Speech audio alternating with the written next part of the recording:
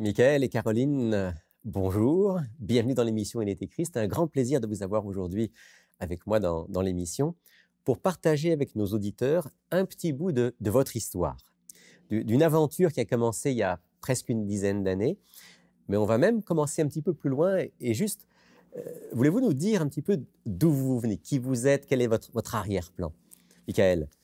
Oui, en fait, moi, je suis natif de l'Apocatière, une petite ville aujourd'hui d'environ 5000 habitants. J'ai grandi là pour une bonne vingtaine d'années. J'ai fait mes études là-bas. Une petite famille. J'ai simplement un frère, un grand frère de 4 ans plus vieux. Et Caroline, même région? Oui, même région, même ville. Moi, j'habitais la campagne, une petite maison avec mes parents, ma sœur, un jardin. Vous êtes connus donc à l'Apocatière? À la petite école.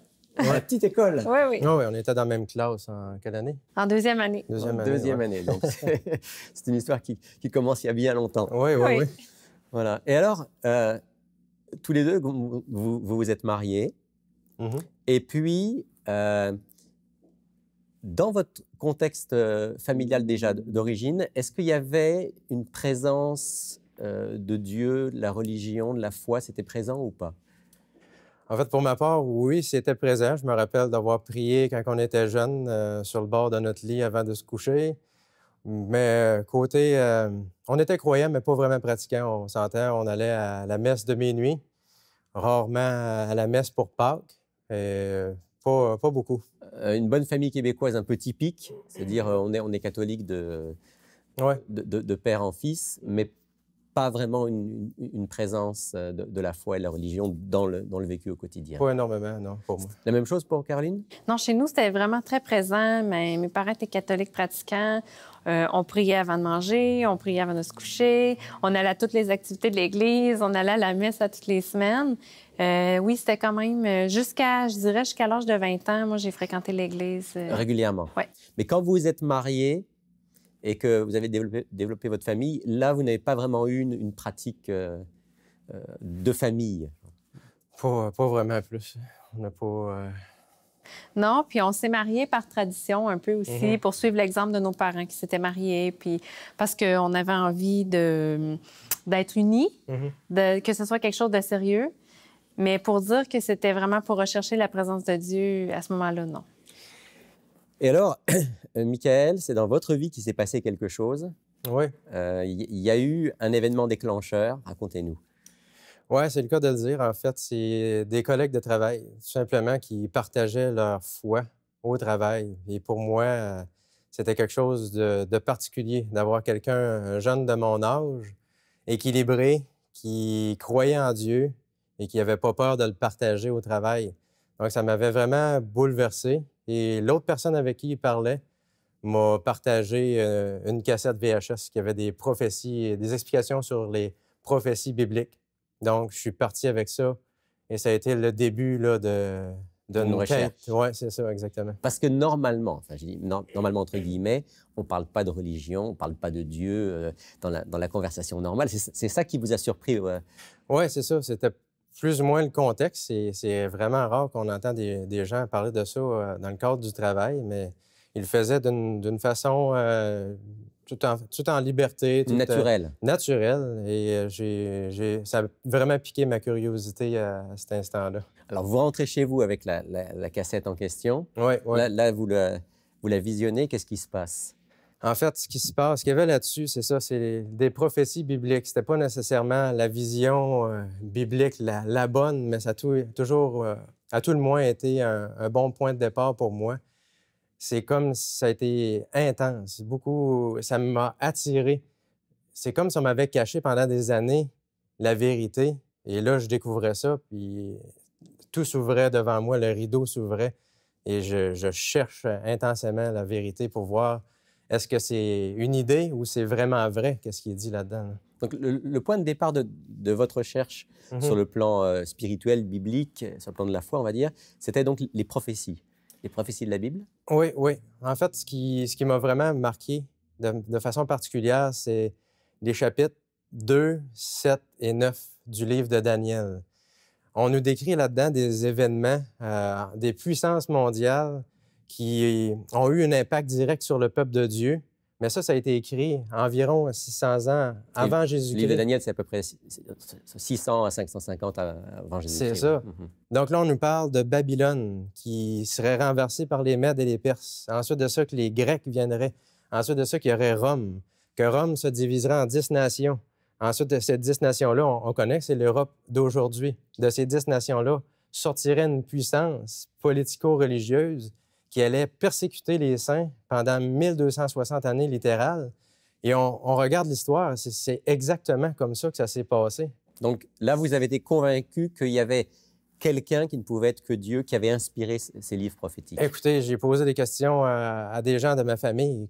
Qu'est-ce que vous trouvez autre que ça comme explication? J'en vois aucune. Comment est-ce que c'est possible de prédire avec autant de précision l'avenir comme ça? C'est impossible. Donc, à cette période-là, vous avez étudié intensément les prophéties de Daniel, un peu l'Apocalypse, vous me disiez aussi? L'Apocalypse aussi, qui est en lien direct avec Daniel, qui nous donne des détails sur les événements qu'on vit aujourd'hui et qui continuent de se dérouler. Alors, ça a été suffisant pour me convaincre qu'il y a un Dieu qui dirige dans les moindres détails et qui a voulu nous le dire à nous aujourd'hui. Vous, Caroline, vous n'avez pas eu la même approche, même cheminement que Michael, mais aujourd'hui, vous êtes quelqu'un qui est aussi à la fois... Comment ça s'est passé? Comment votre cheminement s'est fait? Bon, moi, en fait, Michael, c'est un homme très intense dans ses recherches. Il me parlait tout le temps de ça, il me parlait tout le temps de la Bible, tout le temps de ce qu'il avait lu, ce qu'il avait découvert. Je l'écoutais par respect. Moi, j'avais un grand respect pour les gens qui étaient croyants, puis je trouvais ça vraiment bien. Donc, je voyais rien de mal à ce qu'il faisait. C'est juste que j'avais pas le même engouement, mais je l'ai laissé aller avec ça. Mais à un moment donné, je me suis dit, ben, si Dieu existe vraiment, je pense que je vais... Moi aussi, j'aimerais ça vivre une expérience puis faire quelque chose pour voir si Dieu existe vraiment. Et c'est là où j'ai commencé à prier. Votre expérience, c'était la prière. Oui, moi, j'avais quelque chose de vraiment lourd sur le cœur. J'avais quelque chose qui était difficile pour moi dans ma vie, une épreuve difficile à passer. J'ai dit, ben la seule option que je voyais, c'était de prier. Donc, je me suis mis à prier chaque jour pour ça, pour voir si... Et j'ai dit à Dieu, Seigneur, si tu existes, parce que j'avais jamais appris cette relation personnelle que je pouvais avoir avec Dieu. Donc, si tu existes, fais en sorte que ça s'en aille, que ça parte, cette douleur-là. Ça a pris du temps.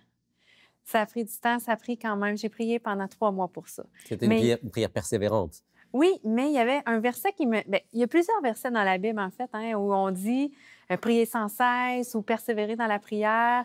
Il y a un verset que j'aime beaucoup. Je ne sais pas si on peut le regarder, mais... On est dans l'émission Il est écrit. On va ouvrir la Bible. Dans Luc, chapitre 18, le verset 1. Luc, chapitre 18, verset 1. C'est Jésus. Voilà. Jésus leur dit une parabole pour montrer qu'il faut toujours prier et ne pas se lasser. Donc, si Jésus le dit, j'ai dit, ben c'est bon pour moi, hein? Raison de plus. Donc, c'est ça qui m'a incité, puis j'ai vraiment prié fort, mais ça a parti. Et donc, pour vous, c'était bien sûr la réponse de Dieu à la prière. Oui, puis suite à ça, on dirait que mes yeux se sont ouverts. Moi, je suis infirmière, j'avais étudié le corps humain, mais on dirait qu'à partir de ce moment-là, j'ai quelque chose qui m'a frappée puis qui a dit, ah, non, mais le corps humain, c'est bien plus complexe qu'on pense, ça se peut pas. C'est pas le fruit du hasard. Non, c'est devenu une évidence, puis je peux même pas expliquer comment ça s'est fait, mais je me suis mis à regarder le corps humain en me disant, c'est tellement complexe, c'est sûr qu'il y a un créateur. Donc à ce moment-là, vous êtes 2 vrais croyants dans la famille. Michael, qui à travers les prophéties a découvert le Dieu qui dirige l'histoire et qui est présent. Caroline, qui a fait une expérience de prière et qui découvre aussi le Dieu créateur. Vous avez commencé à partager ça ensemble. Qu'est-ce que ça a changé dans votre famille, dans votre couple et dans votre famille? Oui, en fait, tous les couples vivent des hauts et des bas, qu'on soit membre d'une église ou qu'on soit en dehors, qu'on croit en Dieu ou pas. Tous les couples ont des difficultés, des hauts et des bas. Nous aussi, on a rencontré des difficultés. Et on a remis ça dans les mains de Dieu. Et Dieu a fait un miracle je ne peux même pas expliquer comment il a réussi à faire cette guérison-là. Mais dans notre couple, c'est de loin mieux qu'avant. Et je dirais peut-être même mieux qu'à nos tout débuts, alors que ça, c'est supposé être le meilleur moment dans une vie de couple. C'est incroyable qu'est-ce que Dieu peut réparer, peut guérir. Donc, Et quand on préparait l'émission, Michael, vous me disiez, je ne peux Ouais. même pas expliquer exactement comment et pourquoi, Ouais. mais simplement la présence de Dieu dans Mhm. votre couple et dans votre famille, le message de la Bible, ça a transformé votre relation. Ouais, tout à fait, tout à fait. Caroline, peut-être qu'il y a des choses plus précises. Bien, on s'est dit, en fait, que finalement, avec Dieu, il n'y a pas d'épreuve insurmontable. Mm. Donc, c'est à partir de là où on s'est dit, bien, ça ne donne rien de penser même qu'une séparation ou quelque chose pourrait survenir. On a dit, il n'y a pas d'épreuve insurmontable. Donc, on s'est dit, c'est ensemble et c'est avec Dieu. Mais ça ne veut pas dire qu'il n'y a pas d'épreuve, par exemple. Ça ne veut pas dire que c'est toujours facile. Mais la séparation, c'est même pas une option. On y va par la prière. Puis ça a changé aussi notre relation dans le fait qu'on a appris à se respecter beaucoup plus. Mhm. On a appris à se demander pardon. Ça, c'est un élément fondamental parce que Mhm. quand il n'y a pas le pardon, on peut se faire extrêmement mal et les blessures restent. Alors que là, il y a une guérison. On a appris à se pardonner aussi. Parce que c'est facile de dire, ben c'est moi, j'ai été blessée, puis c'est à l'autre de faire un bout, mais on a appris qu'il faut pardonner aussi. Mhm. Donc, ça a beaucoup amélioré notre relation. Le titre de cette émission, c'est « La foi, qu'est-ce que ça change ?» Et vous êtes en train de nous dire de manière très concrète ici ce que ça change dans la vie d'un couple et d'une famille. Oui, oui. Est-ce que ça a changé d'autres choses? Et j'imagine que oui, dans d'autres domaines. Écoutez, depuis qu'on croit en Dieu, qu'on étudie la parole, il y a plein de conseils, de principes qui sont contenus dans ce merveilleux livre-là qui touchent à toutes les facettes de notre vie. Que ce soit prendre soin de notre corps. Votre corps est le temple du Saint-Esprit que la parole de Dieu nous dit. Ne savez-vous pas que vous ne vous appartenez pas? Donc, on prend conscience qu'il faut prendre soin de notre corps. Donc, les lois de la santé, tout ce qui touche Oui, à... exactement. Donc, tout ce qui touche à notre corps. En fait, on parle souvent des 5 sens, hein, des avenues qui conduisent à notre âme. Qu'est-ce qu'on regarde? Qu'est-ce qu'on écoute? Qu'est-ce qu'on mange? Ce qu'on porte? La façon dont on parle? Tout touche à la vie d'un chrétien. Et la parole de Dieu est claire. Un chrétien doit vivre sa chrétienté. Donc, vous avez changé Ouais. votre manière de manger, si j'ai bien compris, votre manière de manger. Ah, vous oui, avez oui. changé peut-être vos loisirs. Vous avez changé la musique que vous écoutiez. Il y a eu beaucoup de changements dans votre... Ça touche à tout. L'Esprit de Dieu nous parle lorsqu'on établit cette connexion-là avec lui. Il nous montre qu'est-ce qui convient pas dans notre vie. Et il y a un texte aussi qui me vient en tête, c'est le texte de Philippiens au chapitre 4, Et on va le lire, certainement. qui nous dit clairement que ça touche à toutes les facettes de notre vie. Alors, dans l'épître de l'apôtre Paul aux Philippiens, au Ouais. chapitre 4, le verset 8, 8 et 9, je 8. pense. 8 certains. 8 et 9. Au reste, frères, que tout ce qui est vrai, tout ce qui est honorable, tout ce qui est juste, tout ce qui est pur, tout ce qui est aimable, tout ce qui mérite l'approbation, ce qui est vertueux et digne de louange, soit l'objet de vos pensées. Et ce que vous avez appris, reçu et entendu, ce que vous avez vu en moi, pratiquez-le, et le Dieu de la paix sera avec vous. Ça, c'était une merveilleuse promesse. Alors, après avoir lu ça, et on regarde à la télé ou on regarde qu'est-ce qu'il y a dans la musique ou partout. Et on est amené à faire des choix Tu sais, énormes. et c'est clair, ce passage-là, que ça touche à Non. toute notre vie. Oui, Caroline. Juste pour raconter une petite anecdote qui est quand même assez comique, on avait beaucoup de musique. On aimait beaucoup la musique. On Mhm. avait beaucoup de musique, mais qu'on n'avait pas acheté. Donc, on a appris que Vous c'était aviez mauvais. piraté. Oui. Et J'étais comme un c'est pirate. mauvais, on s'est débarrassé de tout ça pour acheter cette même musique.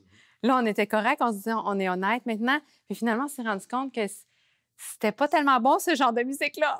Vous avez On l'a changé de détruit à musique. nouveau. On recommence encore une fois. Je pense que c'est ça. Il faut progresser. Dieu nous montre étape après étape. Ouais. Donc, de fil en aiguille, vous avez donc construit une famille chrétienne, puisque vous avez trois beaux enfants qui, eux, ont grandi en connaissant la Bible. Oui, parce qu'ils étaient quand même jeunes. Puis pour eux, je sais pas même s'ils se souviennent d'avant, mais les changements sont positifs pour eux aussi. Vous voyez aussi les changements positifs Ah oui. pour eux. Et puis, plus récemment, ça vous a amené à des changements même sur le plan professionnel. Michael, expliquez-nous ça. Oui, en fait, il y a environ 5 ans, j'ai fait cette prière-là après avoir entendu justement un message biblique qui invitait les gens à se mettre disponibles pour Dieu. C'est un message qui était en lien avec le fait de prier pour que des ouvriers soient envoyés dans la moisson. Donc, c'est une prière, oui, de dire, regarde, Seigneur, envoie des ouvriers dans ta moisson, tu en as besoin, mais tu as le droit de commencer par moi. Et c'est comme ça que se terminait la prière. J'ai fait cette prière-là et ensuite de ça, là, les choses ont commencé à changer. Les gens me demandaient, tu n'as jamais pensé à peut-être offrir tes services pour travailler pour Dieu dans tel ou tel ministère, etc. Et jusqu'à temps que, dernièrement, il y a environ, c'est l'hiver dernier, l'équipe de Mieux Vivre est venue vers moi, m'a fait une invitation pour venir rejoindre le ministère et travailler pour... Alors, expliquez-nous un petit peu. Parlez de Oui. Mieux Vivre. Qu'est-ce que c'est Mieux Vivre en 2 mots? Mieux Vivre, c'est un organisme qui produit des émissions de télé et de radio pour le monde francophone, pour la spiritualité et la santé. Donc, de façon concrète, comment être prêt pour le retour de Jésus. Et en fait, on peut dire aussi que, étant donné que ça a touché ma carrière, la question pour l'émission, ce serait plutôt la foi, qu'est-ce que ça ne change pas? Ça a tout changé. Tout changé. Donc vous travaillez pour une multinationale Oui. et vous avez senti l'appel de Dieu à travailler pour ce ministère Mieux Vivre. Oui, oui. Et les gens s'inquiétaient un peu financièrement, comment ce pas-là que je venais de faire... C'est un gros changement. C'est ça. Il est écrit aussi dans le livre de Luc, au chapitre 22, qu'on ne doit pas s'inquiéter. Lorsque Jésus a envoyé ses disciples, il a dit, « Lorsque je vous ai envoyé, sans bourse ni souliers, etc., avez-vous manqué de quelque chose? » Ils répondirent non. Donc, on n'a pas à s'inquiéter. Donc, vous avez fait ce pas de quitter un poste rémunérateur pour travailler dans un ministère où c'est un peu plus aléatoire, mais avec l'assurance que Dieu s'occupe de vous. La foi, c'est l'assurance des choses qu'on ne voit pas. Et Caroline, en tant que maman, mère de famille, vous avez eu la même assurance? Avant lui-même. Puis ça, c'est rare parce que s'il veut changer le divan dans le salon, moi, je dis, je suis pas sûre. Puis cette fois-là, dès qu'on a eu l'offre de la proposition, pour moi, c'était clair que oui, je le voyais là. Oui, ça fait longtemps qu'on prie, ça fait longtemps qu'on demande à Dieu de vivre des expériences personnelles. Et je voulais pas trop influencer sa décision parce que je me disais, c'est lui, dans le fond, qui laisse son travail puis qui change tout. Mais ça implique la famille, c'est sûr. Mais moi, j'étais tout de suite 100% d'accord. Donc, vous avez décidé ensemble de servir Dieu à travers ce ministère. Oui. Oui. Merci beaucoup d'être venu partager votre histoire avec nous aujourd'hui. Ça fait plaisir. C'est inspirant et on souhaite que beaucoup d'autres comme vous puissent aussi faire une expérience personnelle avec Dieu. J'ai l'habitude de terminer l'émission en demandant à mon invité, ou aujourd'hui un de mes invités, de bien vouloir prier pour les auditeurs. Est-ce que, Caroline, je peux vous demander de bien vouloir prier pour nos auditeurs? Notre Dieu, notre Père, merci pour l'occasion que tu nous donnes de partager ce que tu as fait dans notre vie. Et on veut te prier aujourd'hui pour les gens qui sont à l'écoute, afin que s'ils en sentent le désir, qu'ils puissent s'accrocher à toi, s'approcher de toi, faire appel à ton aide et que dans leur vie, tu puisses faire une grande différence aussi. C'est dans le merveilleux nom de Jésus qu'on te prie. Amen. Amen. Bonjour, je m'appelle Sylvain Duval et je suis responsable des cours bibliques à Il est écrit. J'aimerais personnellement vous inviter à approfondir les sujets abordés dans nos émissions à l'aide du cours Découverte. Cette étude explore tous les grands thèmes bibliques en relation avec notre vie quotidienne. Ce cours est entièrement gratuit. Vous pouvez le suivre par correspondance, par Internet et bien sûr en personne avec un instructeur. Inscrivez-vous dès maintenant à ilestécrit.tv ou tout simplement par téléphone au 1-866-729-3515. Vous l'avez compris, un élément déterminant pour notre invité du jour, Michael Cloutier, ça a été la découverte des prophéties du livre de Daniel et de l'Apocalypse. Peut-être que certains d'entre vous sont intéressés aussi par ces 2 livres un petit peu mystérieux, mais tellement passionnants pour notre époque. Alors l'équipe d'Il est écrit a choisi de vous proposer aujourd'hui comme offre du jour 2 excellents ouvrages que va maintenant nous présenter France. Bonjour France. Bonjour Rémi. Et bonjour Sylvain. Bonjour. Bonjour 2 Sylvain. excellents livres sur le livre de Daniel et de l'Apocalypse. Effectivement, c'est un beau duo, en fait, du même auteur. L'auteur, c'est Jacques Doucan. Le premier s'intitule Le soupir de la terre. C'est une étude prophétique du livre de Daniel. Et le second, Le cri du ciel, qui est une étude aussi sur l'Apocalypse. C'est un duo pratiquement inséparable. Alors, on peut les étudier vraiment parce que l'auteur, c'est un professeur. C'était mon professeur voilà. d'hébreu et d'Ancien Testament. Voilà, donc il est docteur en lettres hébraïques, exact. Docteur en théologie. Il enseigne l'exégèse de l'Ancien Testament à l'université. Alors, on a un professeur à la maison. Alors, moi, je l'ai étudié. Il est passionnant. J'ai vu ton livre, il est barbouillé. Voilà, c'est mon cahier de travail. Alors, très intéressant pour ceux qui sont intéressés aux prophéties, à les découvrir comme à ceux qui veulent approfondir. C'est vraiment des outils indispensables. Et ça montre que ce sont des livres aussi très pertinents pour notre époque, tout en embrassant l'histoire humaine. Oui. Mais ça coûte combien, ça? Chaque livre est 22 $ et il est écrit, fait un spécial. Si quelqu'un veut les deux, on le fait à 40 $ et on additionne les frais de port. Donc, ça vaut la peine. Ça vaut la peine. J'encourage. Donc, si vous êtes intéressé par les prophéties du livre de Daniel et d'Apocalypse, n'hésitez pas. C'est vraiment une belle occasion de vous procurer un excellent commentaire de ces deux livres. Vous pourrez dans quelques instants commander votre exemplaire du Soupir de la terre et du Cri du ciel.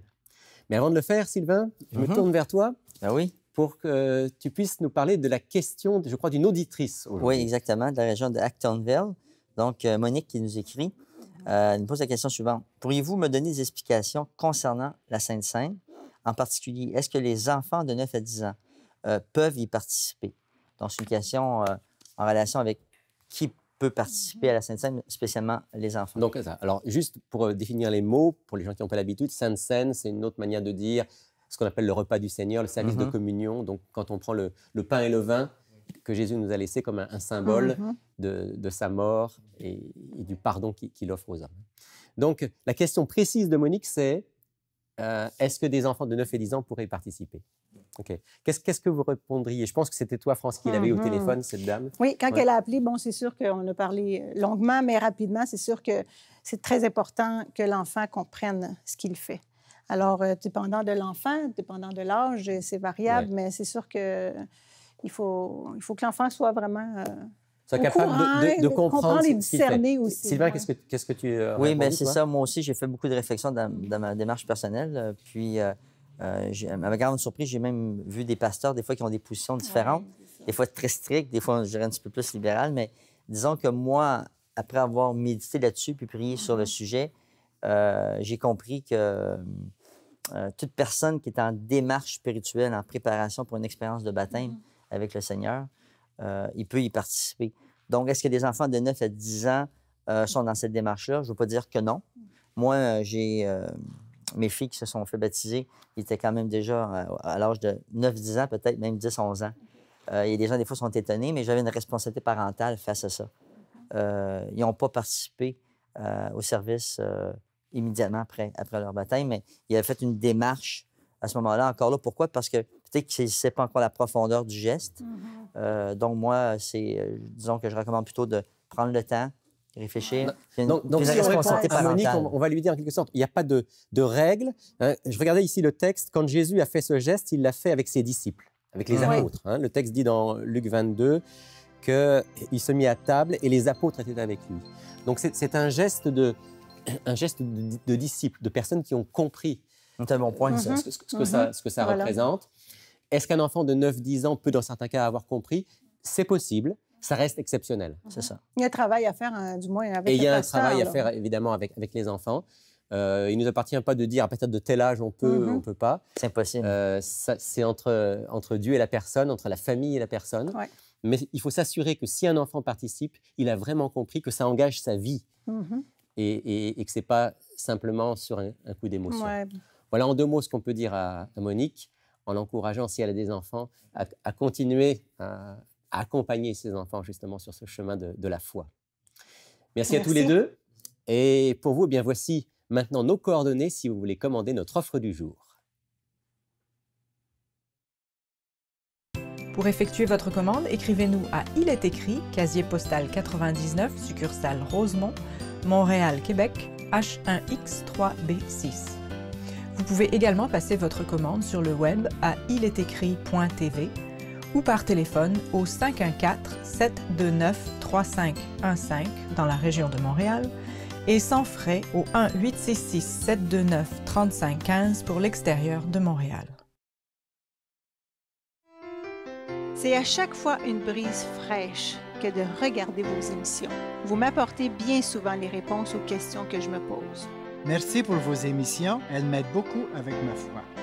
Si vous aussi vous aimez les émissions Il est écrit, j'aimerais vous inviter à soutenir financièrement leur production pour que ces messages d'espoir continuent à être diffusés.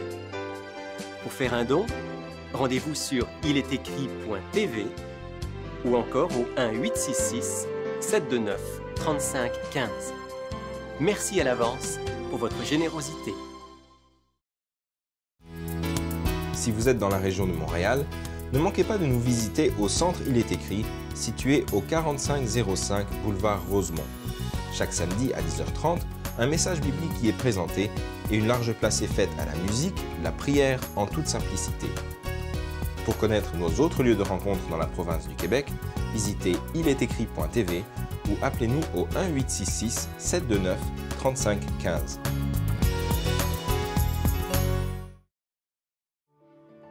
Notre émission touche à sa fin. Merci d'avoir été avec nous aujourd'hui. Je vous donne bien entendu rendez-vous la semaine prochaine pour une autre émission Il est écrit. D'ailleurs, la semaine prochaine, une émission très intéressante. Ne manquez pas d'être avec nous. Nous allons parler d'un médecin à l'approche révolutionnaire qui s'intéresse à la fois à l'aspect physique et spirituel de ses patients.